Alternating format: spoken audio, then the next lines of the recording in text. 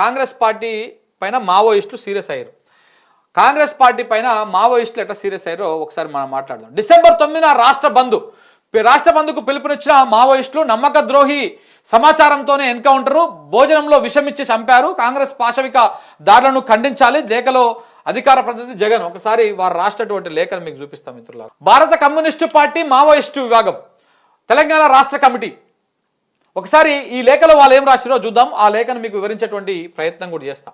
ద్రోహి ఇచ్చిన సమాచారంతో డిసెంబర్ 1వ తేదీన ములుగు జిల్లా ఏటూరు నాగారం మండలం చెల్పాక గ్రామ పంచాయతీ అడవుల్లో పోల్ కమ్మవాగు వద్ద తెలంగాణ గ్రేహౌండ్స్ పోలీసులు 7గురు విప్లవకారులకు విషమిచ్చి అతి కిరాతకంగా చంపారు. నవంబర్ 30వ తేదీన సాయంత్రము 7గురితో ఉన్న మా దళం చెల్పాక పంచాయతీలో ఉన్న వలస ఆదివాసీ గ్రామాన్ని కలిసి నమ్మిన వ్యక్తికి తినడానికి భోజనాలు ఏర్పాటు చేయమని చెప్పారు. ముందుగానే పోలీసులకు అప్రూవర్గా మారిన ఇన్ఫార్మర్ ద్వారా భోజనంలో విషం ఇచ్చి స్పృహ కోల్పోయేలాగా చేశారు. స్పృహ కోల్పోయిన కామ్రేడ్లను పట్టుకొని చిత్రహింసలు పెట్టి తెల్లవారుజామున 4 గంటలకు అతి సమీపం నుంచి కాల్చి చంపారు. శత్రువు మోసపూరిత పథకంలో చిక్కి అమూల్యమైన కామ్రేడ్ కుర్సం మంగు అలియాస్ పాపన్న, భద్రు తెలంగాణ రాష్ట్ర కమిటీ సభ్యుడు, ఏగోలపు మల్లయ్య అలియాసు మధు, కోటి జేఎండబ్ల్యూపి డివిజన్ సభ్యుడు అంట ఆయన, Mukachi Andal alias Karunakar, Yellandu Narsampet area committee సభ్యుడు, ఇంకొకటి ముచాకి భూమే అలియాస్ జమునా ఏరియా కమిటీ సభ్యురాలు, పూనెం చోటు అలియాస్ కిషోరు, రీజనల్ కంపెనీ 2 మొదటి ప్లటూన్ పార్టీ కమిటీ సభ్యుడు, కర్టం కామాల్ రీజనల్ కంపెనీ 2లోని 2వ ప్లటూన్ సభ్యుడు, కామ్రేడు జైసింగ్ ఏటూరు నాగారం మహదేవ్పూర్ ఏరియా దళం సభ్యుడు. వీళ్ళు ప్రాణాలు అర్పించారు. ప్రజల కోసం ప్రాణాలు అర్పించిన అమరులకు పేరు పేరున తెలంగాణ రాష్ట్ర కమిటీ విప్లవ జోహార్లు అర్పిస్తున్నది. ఇక కాంగ్రెస్ ప్రభుత్వం జరిపిన పాశవిక హత్యాకాండను తీవ్రంగా ఖండిస్తూ డిసెంబర్ 9వ తేదీన తెలంగాణ రాష్ట్ర కమిటీ రాష్ట్ర వ్యాప్త బంద్కు పిలుపునిస్తున్నది. యావత్ పీడిత ప్రజలు ప్రజాస్వామిక వాదులు, విద్యాలయాలు తదితర వ్యాపార సంస్థలు బంద్ పాటించి జయప్రదం చేయాలని కోరుచున్నది. ఈ ఘటనకు కాంగ్రెస్ ప్రభుత్వము, కాంగ్రెస్ పార్టీ నాయకులు పూర్తిగా బాధ్యత వహించాలి. ఘటనపైన న్యాయ విచారణ జరిపి బాధ్యులైన పోలీసులపై చట్టపరమైనటువంటి చర్యలు తీసుకోవాలి. రాష్ట్రంలో కాంగ్రెస్ పార్టీ కార్పొరేట్లకు అత్యంత విశ్వాసంగా కొమ్ముగాస్తోంది. వారి లాభాల కోసమే దోపిడీ విధానాలను అమలు చేస్తున్నది. అందులో భాగంగానే ప్రజా వ్యతిరేక విధానాలకు అడ్డంకిగా మారిన ప్రజా ఉద్యమాలను అణచివేయడానికి ప్రజా పోరాటాలకు నాయకత్వం వహిస్తున్న మావోయిస్టు పార్టీ నాయకత్వాన్ని లక్ష్యంగా చేసుకుని ఆపరేషన్ కగార్ను కొనసాగిస్తున్నారు.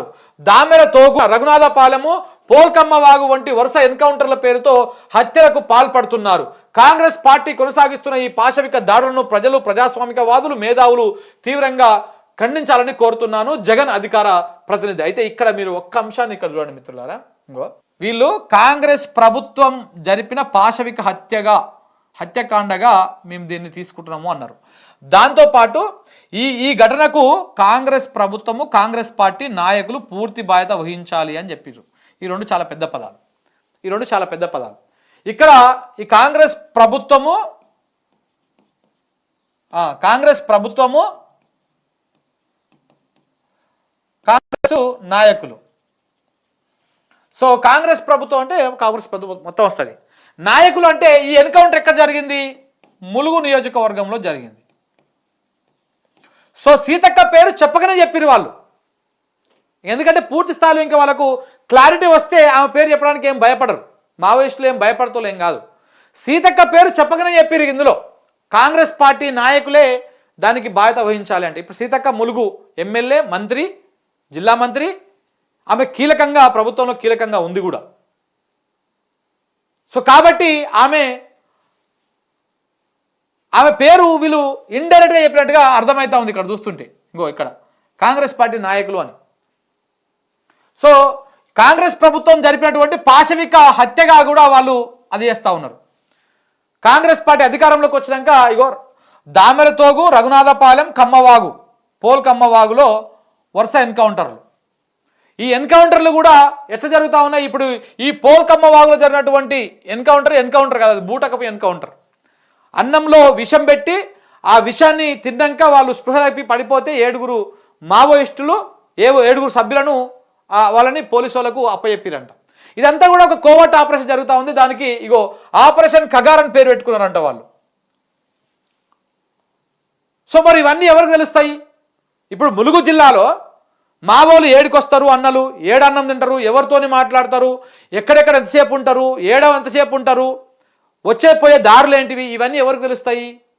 ఎవరికి తెలుస్తాయి? మీరే ఆలోచన చేయండి ఒకసారి. ఎవరికి తెలుస్తాయి? అంత దాని మీద పట్టున్నటువంటి వాళ్ళకి తెలుస్తాయి. మరి దీని మీద సీతక్క స్పందించాలి కదా. ఎందుకు ఇప్పటిదాకా ప్రభుత్వంలో ఉన్న సీతక్క, నేను మావో బిడ్డను, నేను అన్నల నుంచి వచ్చినటువంటి చెప్పుకున్నటువంటి సీతక్క ఎందుకు ఈ ఏడుగురి ఎన్కౌంటర్ మీద ఎందుకు స్పందించడం లేదు? ప్రభుత్వం చేపించిందా చేపించలేదా ఎందుకు మాట్లాడడం లేదు? ముఖ్యమంత్రి దగ్గరికి పోయి అరెస్టు చేసే అవకాశం ఉన్నా కానీ ఎందుకు కాల్చి చంపుతా ఉన్నారు? అరెస్టు చేసి చట్టం ముందు పెట్టి చట్ట ప్రకారము జైలు శిక్ష వేయాలి కదా. అలా కాకుండా పోలీసులు ఎందుకు చట్టాన్ని చేతిలోకి తీసుకొని ఎందుకు మరి అప్పుడు పోలీసులకు మావోయిస్టులకు తేడా ఏముంటుంది? వాళ్ళకి ప్రజాస్వామ్యం మీద నమ్మకం లేక ప్రజలకు అన్యాయం జరుగుతుందని, పీడిత ప్రజలు ఇబ్బందులకు గురవుతున్నారని, దుర్మార్గాలు అవినీతి పెరిగిపోతుందని, ఈ ప్రజాస్వామ్యం మీద నమ్మకం లేక వాళ్ళు గన్నులు పట్టుకొని అడవులకు పోయిర్రు.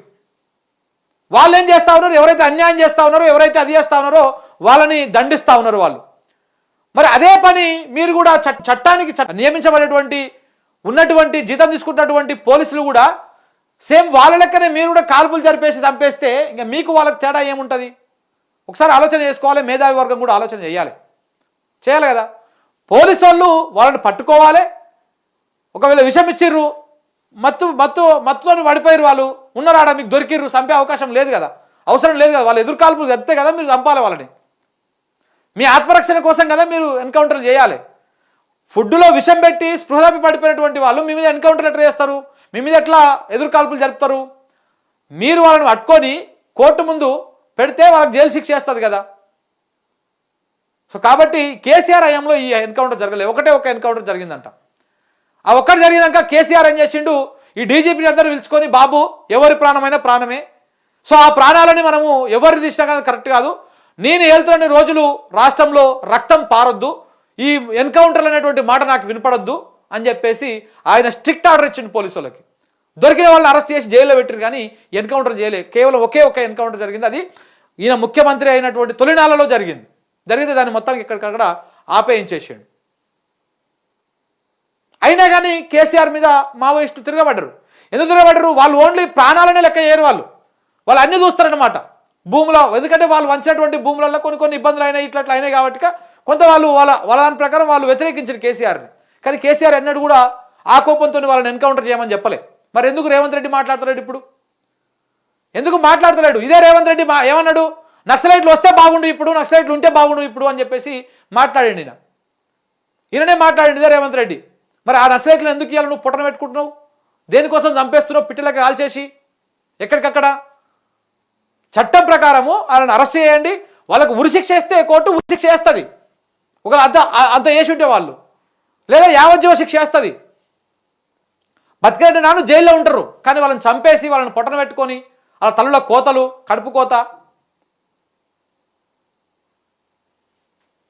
ఇది జరుగుతున్నటువంటి వ్యవహారం. సో కాబట్టి దీని మీద సీతక్క స్పందించాలి, 200% సీతక్క స్పందించాలి. స్పందించకపోతే మరి వాళ్ళు నెక్స్ట్ ప్రకటన ఏ విధంగా ఉండబోతుందో కూడా మనం ఒకసారి ఊహించుకోవచ్చు. ఇలా కాంగ్రెస్ పార్టీ నాయకులను పూర్తిగా రాసిరు అంటే ఇక నెక్స్ట్ ఎలా ఉండబోతుంది అనేది కూడా చూడాలి. నిన్న ప్రకటన విడుదల చేసిరు.